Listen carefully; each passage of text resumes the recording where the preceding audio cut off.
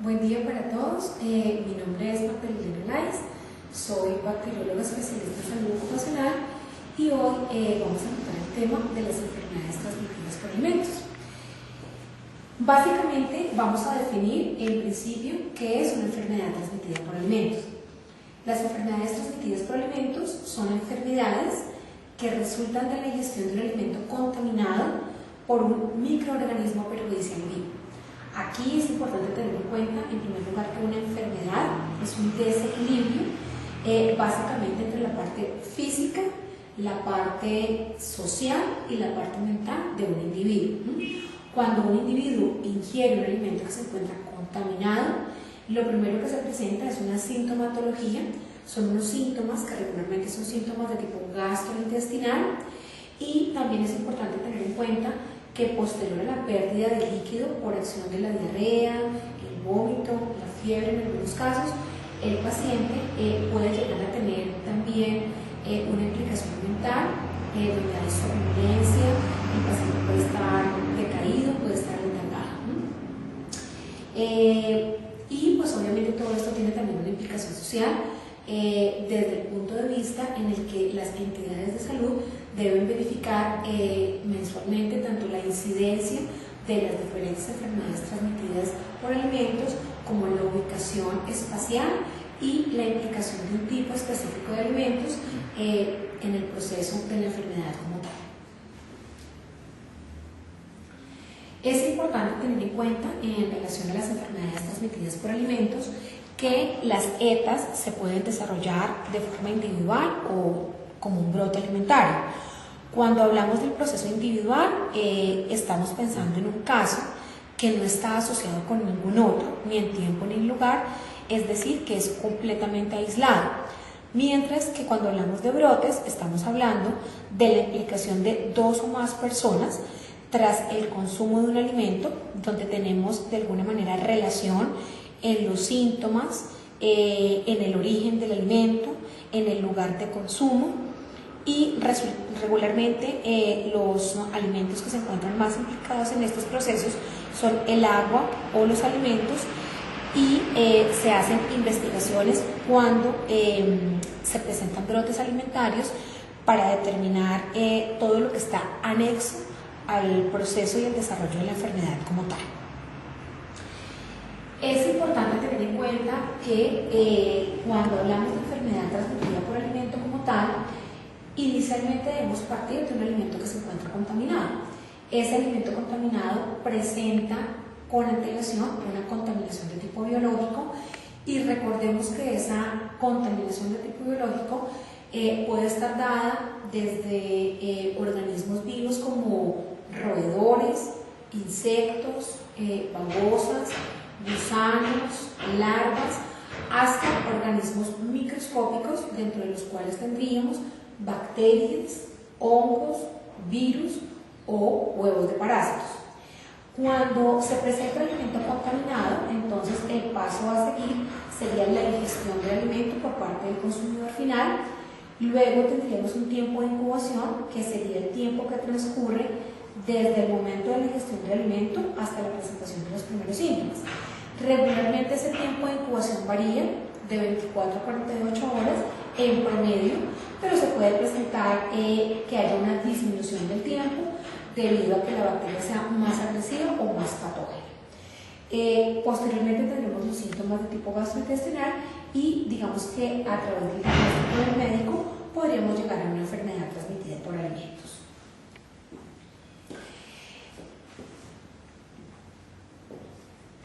Vamos a hablar un poco de lo que tiene que ver ya con los agentes causales de las enfermedades transmitidas por alimentos.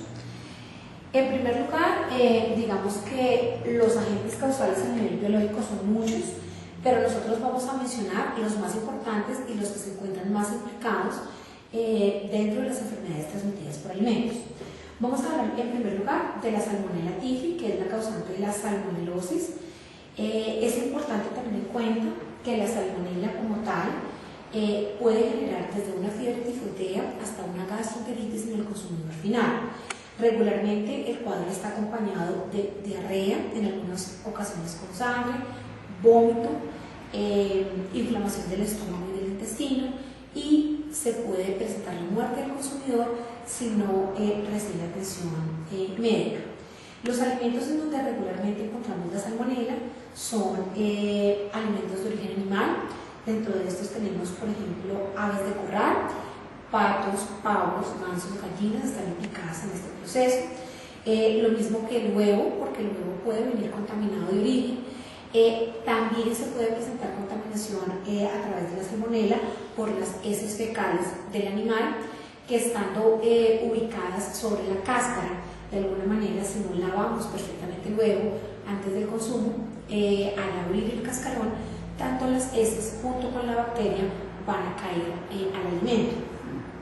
También dentro de la salmonelosis se puede presentar contaminación por carne de cerdo, por carne de res, la ternera también puede estar implicada en este proceso. Digamos que de alguna manera también la leche y derivados de la leche son causantes de la salmonelosis, igual que las carnes picadas contaminadas. Hay otro agente causal que es muy importante, que es el Staphylococcus aureus, entendiendo que el Staphylococcus aureus es una bacteria que forma parte de la flora normal de los seres humanos y puede estar presente en vías respiratorias altas, específicamente lo que es las fosas nasales. Fácilmente puede llegar desde un manipulador hasta el consumidor, cuando simplemente el manipulador se rasca la nariz, cuando estornuda, cuando tose al estar en contacto directo con el alimento. También hemos tenido implicación de estafilococo en heridas, porque recordemos que en piel tenemos también una especie de estafilococo, que es Staphylococcus epidermidis, que fácilmente tras el corte en piel puede generar sobreinfección sobre las heridas. De otra parte, digamos que los alimentos que se encuentran más contaminados son la leche, las salsas, y tenemos implicación de productos de pastelería principalmente en relación a lo que son cremas, que cubren bizcochos o tortas. También hemos encontrado el Staphylococcus aureus a nivel de la garganta de algunos manipuladores, causando pues ya cierta sintomatología a nivel de esa área. Digamos, los síntomas que acompañan a la enfermedad son náuseas, vómito, sudoración, escalofrío, estado de shock, y esta bacteria tiene una particularidad muy interesante, y es que finalmente la bacteria no produce fiebre. Vamos a hablar un poco de otra bacteria, que es el Clostridium botulinum. El Clostridium botulinum es el causante del botulismo. Digamos que dentro de las implicaciones más importantes que tiene el Clostridium botulinum está inicialmente el dolor abdominal, el dolor de cabeza, y la muerte del paciente se presenta por parálisis progresiva, ya que la toxina del Clostridium, que es la toxina botulínica, tiene esa particularidad. Regularmente encontramos el Clostridium en productos que son empacados al vacío, productos que pueden ser también enlatados por su condición de empaque sin oxígeno, ya que el Clostridium, una de las características más importantes de él es la anaerobiosis, es decir, que no necesita oxígeno para vivir. También se ha aislado el intestino de algunos animales y lo hemos encontrado en conservas preparadas en casa, conservas de tipo casero, donde no se hace ni empaque al vacío ni esterilización de la conserva. Hay otra bacteria que es muy importante, que es la listeria. La Listeria monocytogenes es una bacteria que hace más o menos 2 años estuvo implicada en un proceso por unos embutidos de pollo en Colombia, específicamente en Cali. Es importante tener en cuenta que es una bacteria sumamente agresiva, sumamente patógena. Dentro de los síntomas más importantes están la meningitis, que es la inflamación de la meninge, que es la capa que recubre el cerebro. Puede generar también aborto, porque ella pasa no solamente la barrera hematoencefálica, sino también la barrera placentaria. Fácilmente el paciente puede llegar al coma y a la muerte. Los alimentos que están más implicados para la listeriosis son entonces la leche, los derivados de la leche. También tenemos los embutidos, los patés, las carnes maduradas, las carnes de charcutería, y hemos tenido implicado en este proceso también los pescados ahumados. Dentro de los coliformes fecales tenemos la Escherichia coli, comúnmente llamada como E. coli. Es importante tener en cuenta que esta bacteria es flora comensal o flora normal del intestino humano, así como del intestino de las vacas principalmente. La encontramos en lugares de poca higiene, donde hayan heces fecales, y también la hemos aislado de frutos desnudos, principalmente las frutas y las moras, de hortalizas, principalmente repollos, espinacas, lechugas, que han sido de alguna manera durante el proceso de cultivo contaminadas con aguas que contienen la E. coli, porque de alguna manera son provenientes de ríos que están altamente contaminados de forma fecal. La E. coli también se ha aislado de almejas. Dentro de los síntomas más importantes tenemos el vómito, el dolor abdominal, la diarrea. Si digamos, la variedad causante de la enfermedad es una enteropatógena, fácilmente el paciente podría llegar también a la muerte. Bueno, vamos a hablar un poco de lo que tiene que ver con las implicaciones que hemos tenido en Colombia con las enfermedades transmitidas por alimentos. Digamos que al año pasado, es decir, al 2013, las estadísticas reportaron que los alimentos que con mayor frecuencia estuvieron implicados en enfermedades transmitidas por alimentos fueron 42% alimentos mixtos, 18% alimentos listos para consumo, como tamales, lechonas, empanadas. También es importante tener en cuenta que en Bogotá los sitios o las localidades de mayor notificación fueron Barrios Unidos y Chapinero, esto de acuerdo pues a la localidad. También es importante tener en cuenta que de acuerdo a las estadísticas generadas por la Secretaría de Salud, de acuerdo al sexo, 52% de los casos de enfermedades transmitidas por alimentos se generaron en mujeres y 48% en hombres. De acuerdo a la edad, digamos que se reportaron mayor número de enfermedades transmitidas por alimentos en escolares de 5 a 14 años y en adultos de 26 a 34 años. El lugar que con mayor frecuencia estuvo implicado en las enfermedades transmitidas por alimentos en relación al consumo fue el hogar. Los principales factores de riesgo fueron la inadecuada conservación de los alimentos, se presentaron también fallas en las cadenas de frío, contaminación por contaminaciones cruzadas. Recordemos que las contaminaciones cruzadas se generan desde un alimento que se encuentra contaminado hasta uno que es inocuo o no presenta gérmenes. Es importante tener en cuenta que hay unas formas de prevenir no solamente las enfermedades transmitidas por alimentos, sino también todo tipo de enfermedad generada a través del consumo de los alimentos. Digamos que dentro de los procedimientos más importantes tenemos el perfecto lavado de las manos, ¿no? En relación al lavado de las manos es importante tener en cuenta que los manipuladores deben realizar este lavado con un procedimiento específico que debe incluir los antebrazos de las manos, pero el consumidor como tal, para prevenir una enfermedad transmitida por alimentos, también es muy importante que se laven las manos antes y después del consumo del alimento. Digamos que el lavado de las manos como tal, utilizando la técnica adecuada, previene en su gran mayoría también el desarrollo de las enfermedades transmitidas por alimentos. Bueno, es importante tener en cuenta que las ETAs pueden ser prevenidas. ¿Cómo podemos realizar una prevención de las enfermedades transmitidas por alimentos?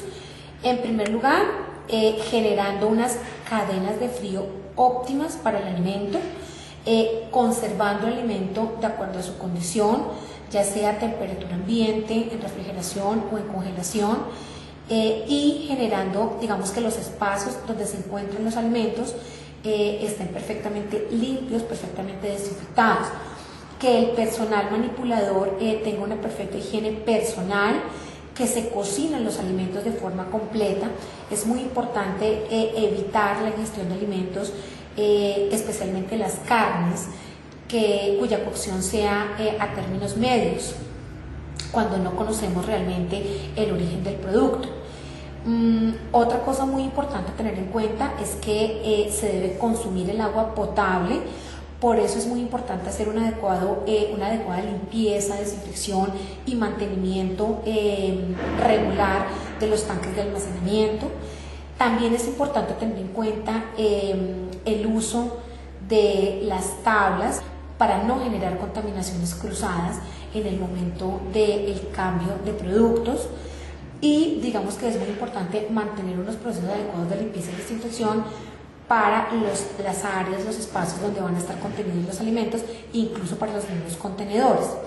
Una de las cosas más importantes en cuanto a la prevención de las enfermedades transmitidas por alimentos es el lavado de las manos. Por eso es muy importante realizar el lavado de manos con la técnica correcta y tener en cuenta que para el manipulado de alimentos hay unos momentos muy específicos en los que se debe realizar ese lavado. Principalmente en qué momentos, cuando se van a iniciar las labores, durante la preparación del alimento, cuando cambiamos de actividad. También es importante cuando entramos y salimos del baño, al preparar el alimento, cuando tenemos ese contacto directo con el alimento, cuando estamos manipulando carnes crudas, ya sean rojas o blancas. También es importante tener en cuenta que el lavado de las manos se debe hacer después de toser, estornudar o al hacer uso de pañuelos y servilletas, después de rascarse cualquier parte del cuerpo, durante el desarrollo de las actividades de limpieza y desinfección. También es importante que al finalizar ese procedimiento se haga el perfecto lavado de las manos antes de entrar en contacto directo con el alimento. Cuando manipulamos residuos, cuando manipulamos dinero, cuando manipulamos de alguna manera mascotas o tenemos contacto con mascotas y sus excrementos, también es importante lavar perfectamente las manos cuando cambiamos de actividad.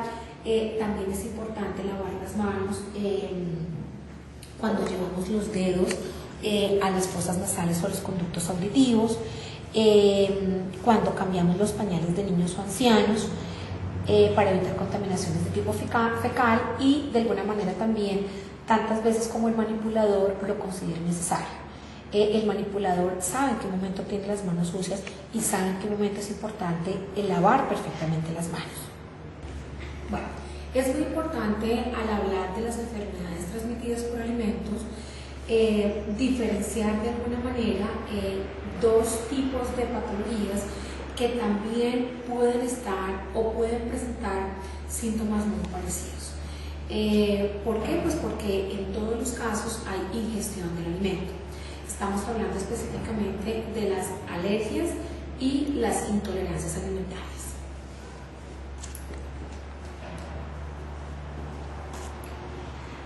Vamos a comenzar hablando de las alergias alimentarias, entendiendo que una alergia alimentaria es una reacción exagerada del cuerpo, la cual se genera cuando el sistema inmunitario considera que algo que es ingerido por la persona de alguna manera es nocivo para su salud o nocivo para el cuerpo. ¿Cómo se lleva a cabo una alergia alimentaria? En primer lugar, tenemos la digestión de un alimento.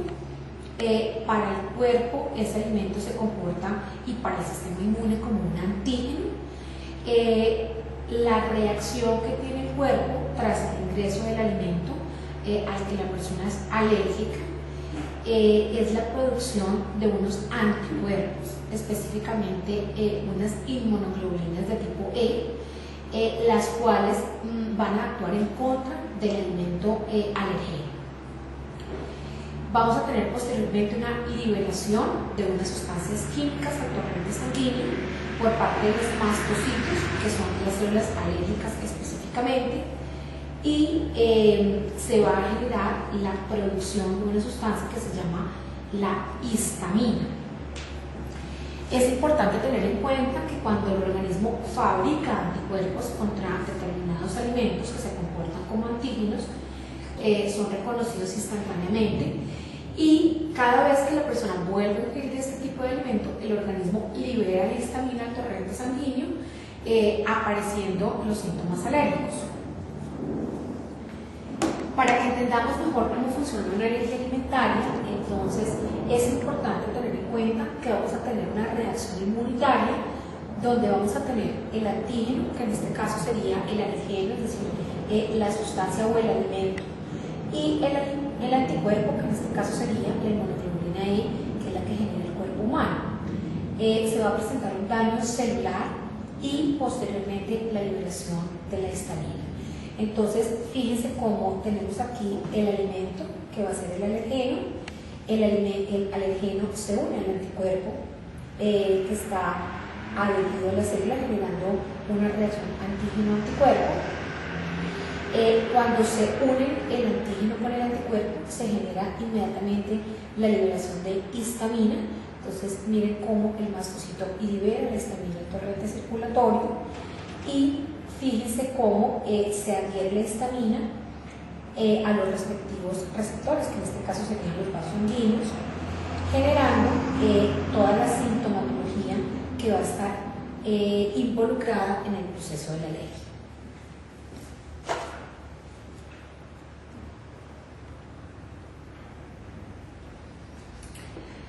¿Cuáles serían los principales síntomas en una alergia alimentaria? En primer lugar, tenemos unos síntomas de tipo respiratorio. Entonces, fíjense que tendríamos rinorrea, estornudo, dificultad para respirar, sibilancias y tos. La rinorrea es esa secreción que sale a través de las fosas nasales, que se caracteriza por ser cristalina, transparente, es un moho.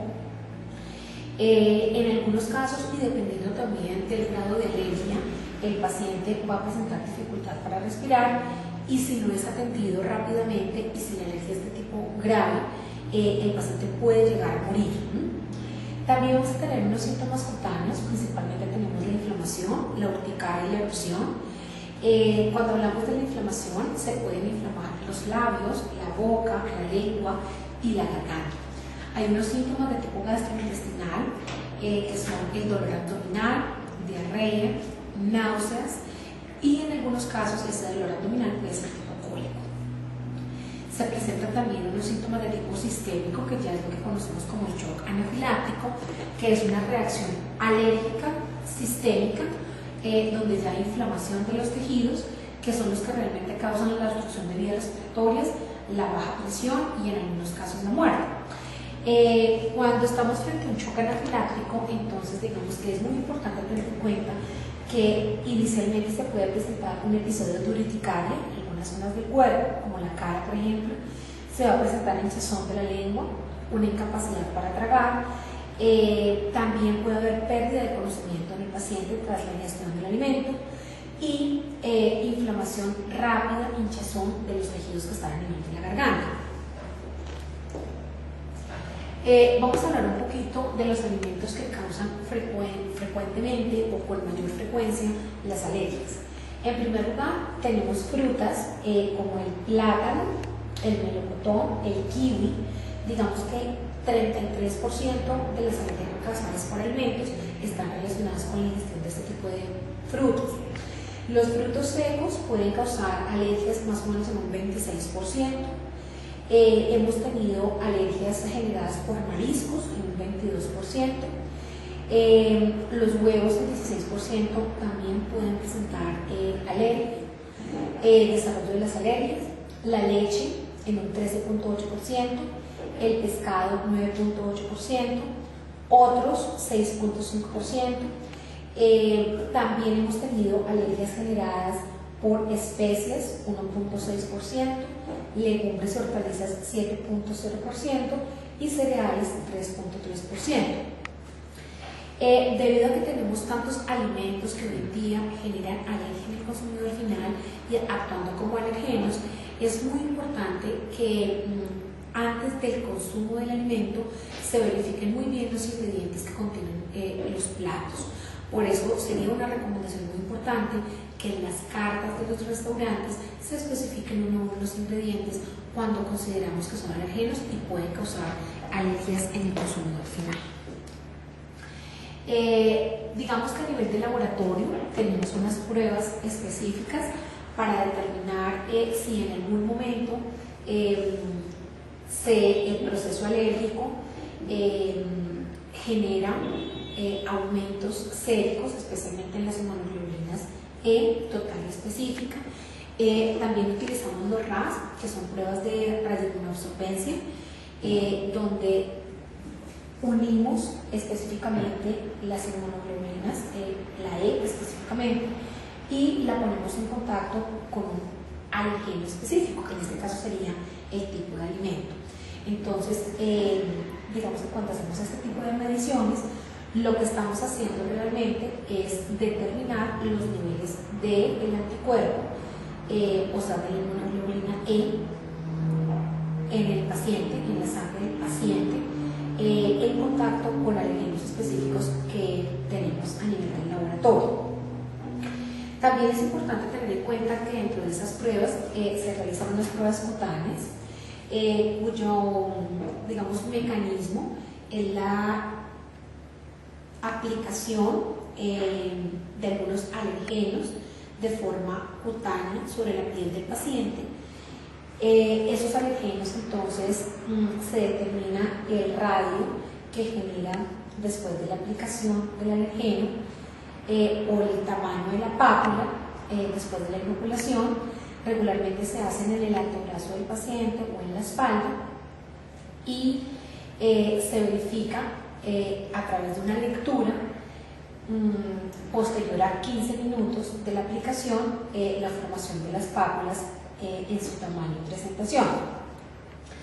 Es importante tener en cuenta también que existen en este momento unas pruebas que se llaman pruebas de provocación, donde el objetivo es administrar al paciente una cantidad progresiva del que supuestamente es el alergeno, mientras hay una observación por parte del médico de los síntomas y las reacciones. Estas pruebas son muy delicadas y solamente se pueden realizar en hospitales o en consulta médica, porque pues no sabemos cuál va a ser la reacción del paciente frente al alergeno que se le está suministrando. También existen hoy en día unas reacciones cruzadas, es importante tenerlas en cuenta, porque por la, digamos, la composición del alimento químicamente, especialmente porque hay muchas secuencias similares de aminoácidos, sobre todo en las proteínas, entre vegetales y especies animales, que también están mediadas por la inmunoglobulina E, se pueden presentar reacciones cruzadas entre unos alimentos y otros, específicamente, por ejemplo, en el maní y la lenteja. Entonces, a veces cuando una persona es alérgica al maní, también desde el consumo de la lenteja se pueden generar reacciones de tipo alimentario. Las nueces y las castañas también presentan este tipo de proceso. El salmón y el pez espada y el lenguado también. El camarón tiene una reacción cruzada con el cangrejo y la langosta. El trigo con el centeno y la avena. La leche de vaca con la leche de cabra. El polen con el durazno y el menor. Y el látex con el kiwi y el banano. ¿Por qué es importante tener en cuenta esto? Porque si las personas son alérgicas a uno de estos alimentos, pues también muy seguramente van a presentar una reacción alérgica tras el consumo de los alimentos con los cuales hay una reacción cruzada. Digamos que existen unos mecanismos que nos van a garantizar que los seres humanos no presenten alergias alimentarias o les presenten en menor proporción. Dentro de esas indicaciones a tener en cuenta para prevenir ese tipo de alergias, es importante la lactancia materna exclusiva hasta los 6 meses, que las fórmulas complementarias en la primera alimentación, si se requieren, sean de tipo hipoalérgico. Importantísimo introducir de forma tardía ciertos alimentos en la dieta de los niños. A los 12 meses la leche de vaca, a los 24 meses el huevo, a los 36 meses todo lo que son nueces y pescados. Es muy importante también evitar el tabaquismo, no ingerir alimentos transgénicos y revisar siempre las etiquetas de los alimentos para verificar si se es alérgico a algún ingrediente antes del consumo. También es importante evitar, por ejemplo, el contacto con animales tempranamente y evitar que los niños vayan a las guarderías en edades muy tempranas. Es importante, muy importante para evitar las alergias, la lactancia materna como fuente de alimentación durante los primeros meses de la vida. En este momento, digamos que el tratamiento que se está utilizando para las alergias es, el único tratamiento es evitar el alimento al que somos alérgicos.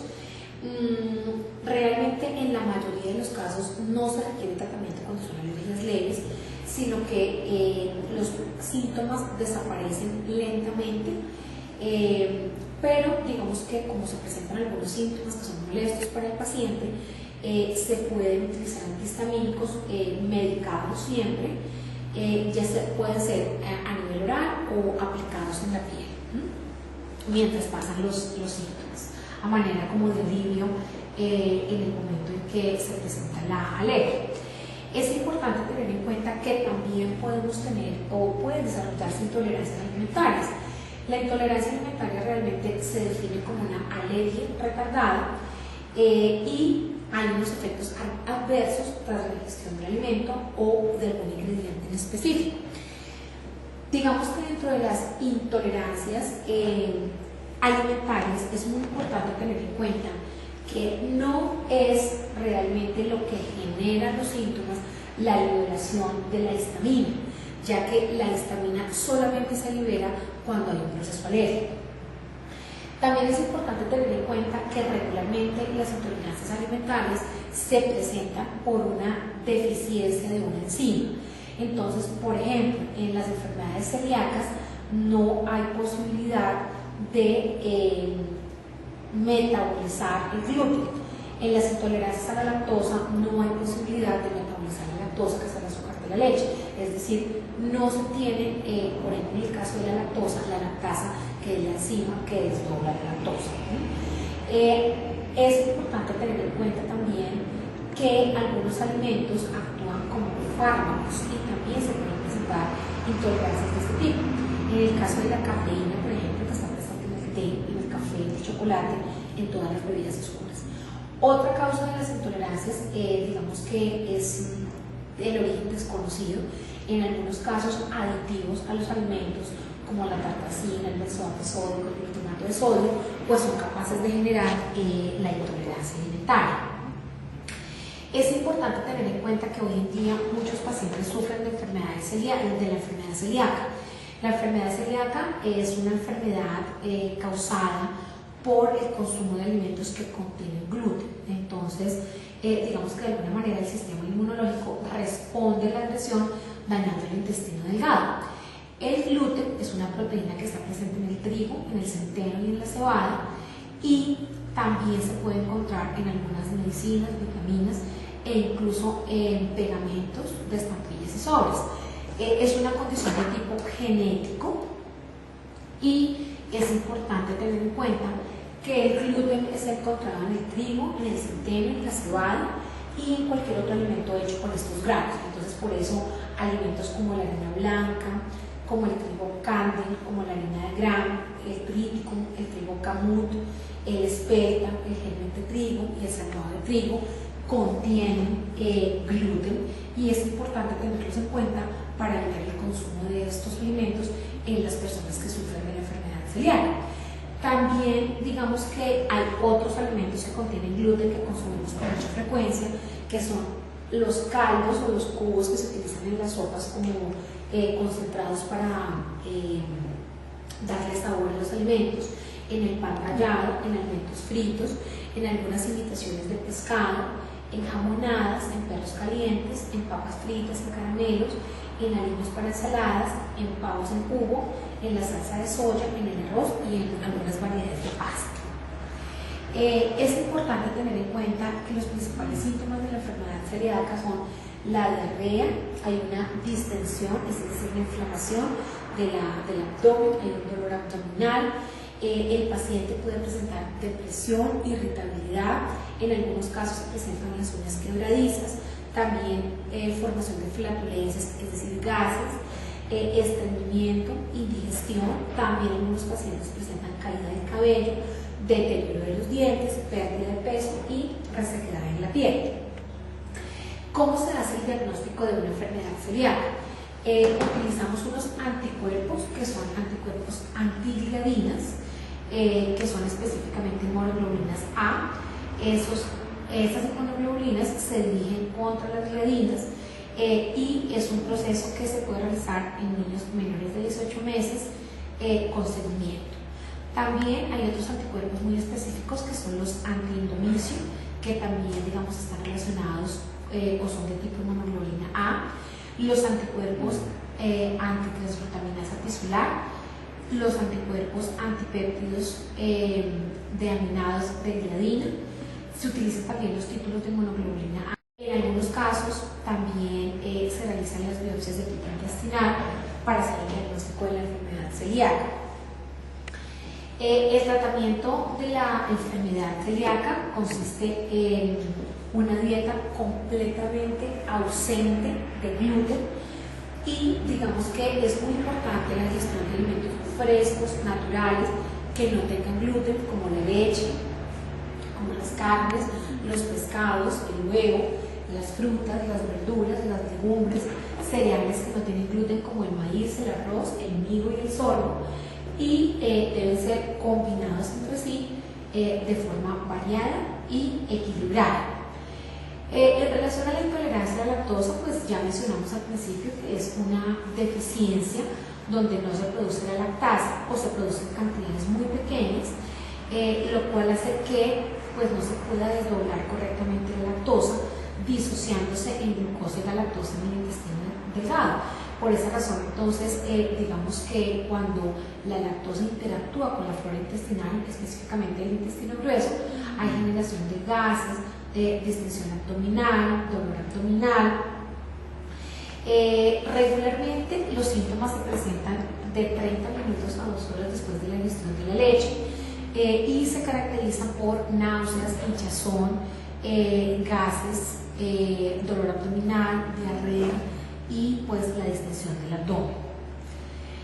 ¿Cómo realizamos los diagnósticos de la intolerancia a nivel del consumidor? Pues se hace el test de tolerancia a la lactosa, donde medimos los niveles de glucosa en sangre tras haber administrado al consumidor una carga de lactosa después de 2 horas. También tenemos un test de acidez en la deposición, cuando tenemos una mala absorción de la lactosa, se produce diarrea y la materia fecal es más ácida porque las bacterias al ingerir la lactosa incrementan el contenido de ácido láctico en la deposición. En algunos casos se requiere de una biopsia del duodeno a través de una endoscopia para medir la actividad de la enzima lactasa en muestras de mucosa del intestino delgado. Se debe evitar el consumo de alimentos que contengan lactosa como la leche y sus derivados, es decir, quesos, cremas, helados, etc. Consumir leche deslactosada. Digamos que hoy en día tenemos otras posibilidades como son el consumo de la leche de coco, de la leche de soya, de la leche de almendra. También se puede utilizar la lactasa como una enzima, entonces lo que se hace es viene en una presentación de cápsulas o también hay una presentación líquida, la cual se ingiere con la primera comida o también se puede agregar al lácteo. Los alimentos con lactosa oculta, es decir, los alimentos que creeríamos inicialmente que no tienen lactosa, pero que también deben ser evitados por las personas que son intolerantes a la lactosa, son el pan, las masas elaboradas, cereales procesados para los desayunos, el puré de papa, las sopas, las bebidas para desayuno, las margarinas, los aderezos para salsas, los dulces, las golosinas, algunos chocolates también, las masas para pancakes y cakes.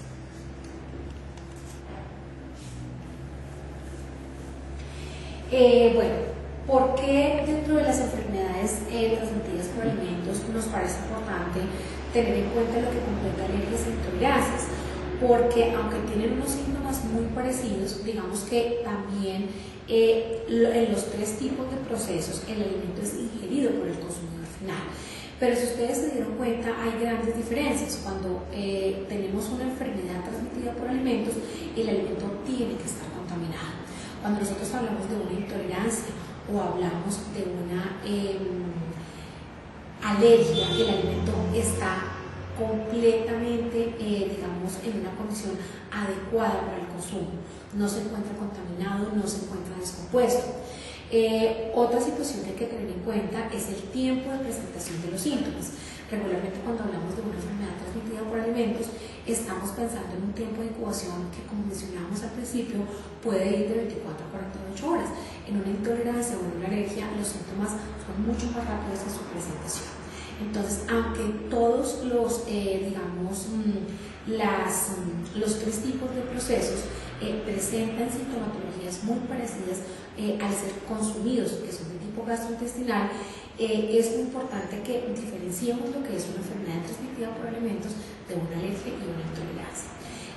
Para finalizar, es muy importante que ustedes sepan como manipuladores que hay una gran diferencia entre una buena y una mala práctica de manipulación. Cuando nosotros realizamos una buena práctica de manipulación, estamos garantizando la obtención de alimentos limpios, alimentos seguros, alimentos de calidad para el consumidor final.